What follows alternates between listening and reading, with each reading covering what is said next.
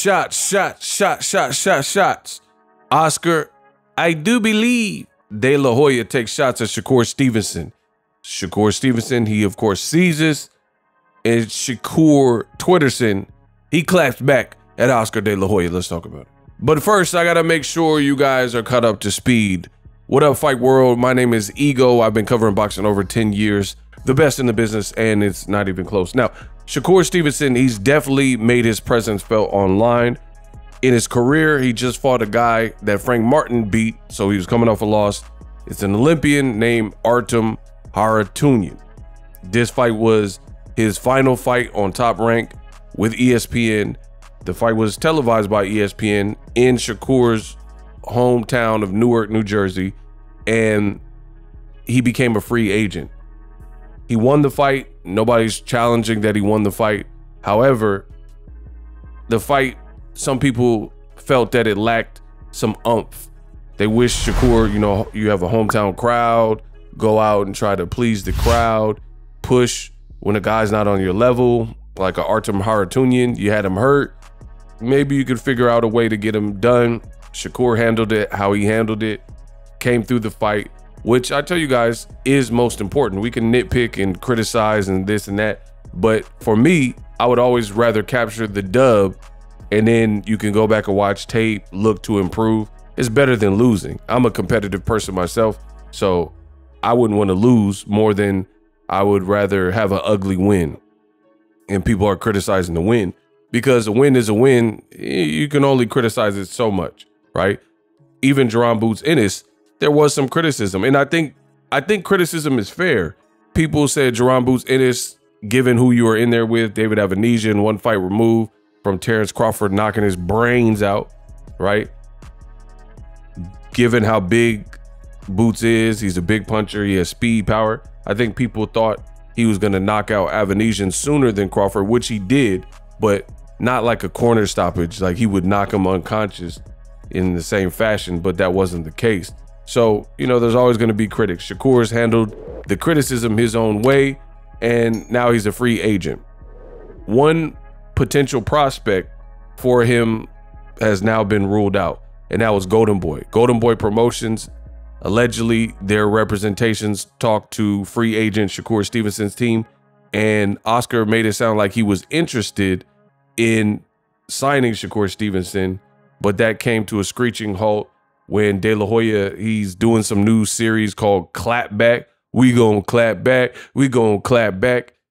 Clap back Thursdays or whatever he's calling it. And he dropped this video right here. Roll the clip. Hey, what's up, Clapback Thursdays? Let's start with the WBC and ordering Shakur Stevenson versus William Cepeda. Ordering? What does that mean? They ordered Canelo Benavidez like 3 years ago, and that hasn't happened. William will make his decision very soon, and he has 3 other options. Shakur Stevenson, you're a free agent, you're a great fighter, great talent, but not for me. I believe that when somebody says you're not fighting for the public, I cannot promote. Now, there's a lot of rumors going on that the Saudis are going to take over boxing and buy out every single promoter. Well, guess what? I haven't been approached, so don't believe everything you read. Clapback Thursdays. I do believe. So that was Oscar De La Hoya. He said his 2 cents on Shakur Stevenson. Now, I got to be real. I find it a bit weak that Oscar De La Hoya is now saying this after he tweeted, when Shakur first became a free agent, he had tweeted something to the effect of, oh, I talked to Shakur Stevenson's representation and it was a good meeting. Stay tuned, or whatever he said. And then now, all of a sudden, he's kind of trying to badmouth Shakur Stevenson and say, oh, I can't promote him, blah, blah, blah. Shakur's seen this. He says, crying emoji. He mad because he found out I'm not signing with him. It's okay. Oscar De La Hoya, you'll get over it. And I never knew there was a P-U-S-S-Y, Mexicans. All the ones I know have cojones. Now, I don't know why he said that last part. I don't know what made Oscar, because Oscar got a crazy resume, so I don't know why you calling him the P word, but whatever. I'm not responsible for Shakur Stevenson's tweet. Nonetheless, you know, it is what it is. Now, it would have been more, in my opinion, respectable if Oscar De La Hoya said what he's saying now from the beginning. You know, just say, hey, Shakur Stevenson, not my cup of tea. I don't really like the way he fights. He say he's not fighting for the public. He not entertaining enough. And Golden Boy, you know, we about entertaining fights, and that'll be hard to promote. If you would have said that from the jump, then that would have been cool, you know, because then that would have been consistent. But don't show interest and take a meeting and then act like you didn't want to sign the person anyway. I mean, that's weird. That's like what dudes do at the club. Like, they'll be like, hey, sweetheart, can I dance with you? And then the girl will say, no, I'm with my friends, I'm cool. After she look at the dude, and the dude will like, F you then, B, you ugly pimple face. And then he start cussing out the girl at the club because he got rejected. Like, it's not even that serious, bruh. That's crazy.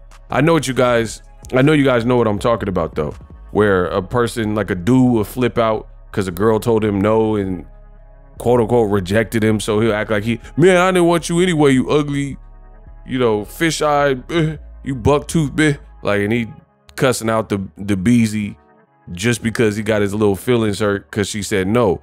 Because here's the thing.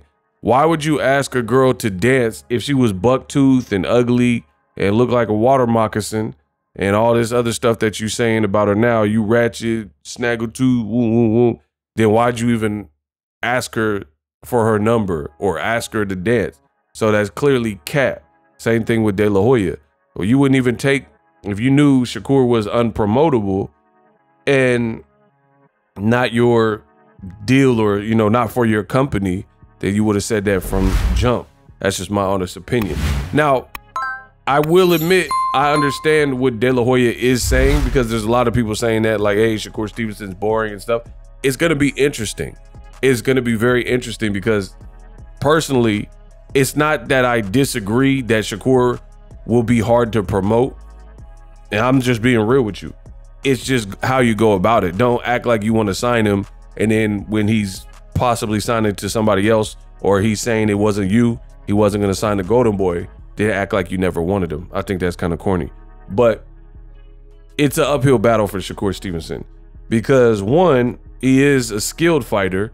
Two, I think his arrogance and his confidence and his ego and his pride will kind of get in the way, and he'll want big chips, you know, big paper for his fights. And, you know, he has a tricky style, tricky enough, but at the same time, it's going to be hard to market because it's just what it is. You know, just look at the comment, look in the comment section, go to, like, type in on YouTube and then keyword search Shakur Stevenson versus Artem Haratunian and just read through the comments. These are just regular people that know about boxing, that are commenting about boxing, and a lot of it was negative. Now, if it's effective and it's efficient and he likes it, keep doing it. Keep fighting your style, keep winning if you can win with the style, whatever. That's just how the game goes.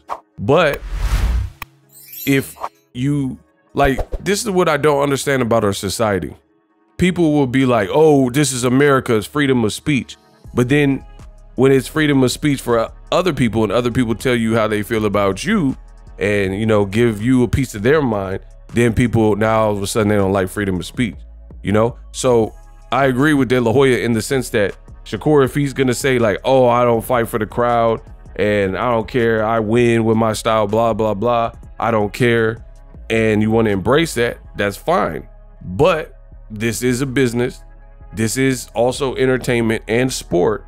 So if people don't want to pay for that, and then you can't become a pay-per-view star without a proper dance partner, a Ryan Garcia, a Gervonta Davis, or somebody like that, then it is what it is also, because that's what I think a lot of boxers get mad and like, oh, you guys should appreciate all styles. Me, I do appreciate boxers, pure boxers.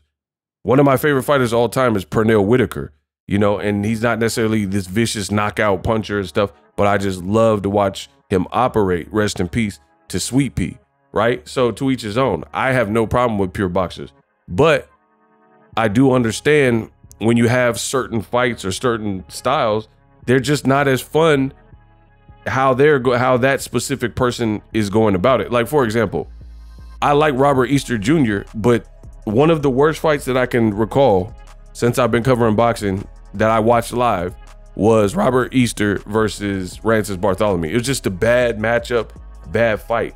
You know, Rigondeaux, I'm a huge fan of Guillermo El Chicao Rigondeaux, but when he fought Casemiro, it just wasn't an eventful fight. Styles make fights, right? That's how Shakur's last 2 fights have been, you know?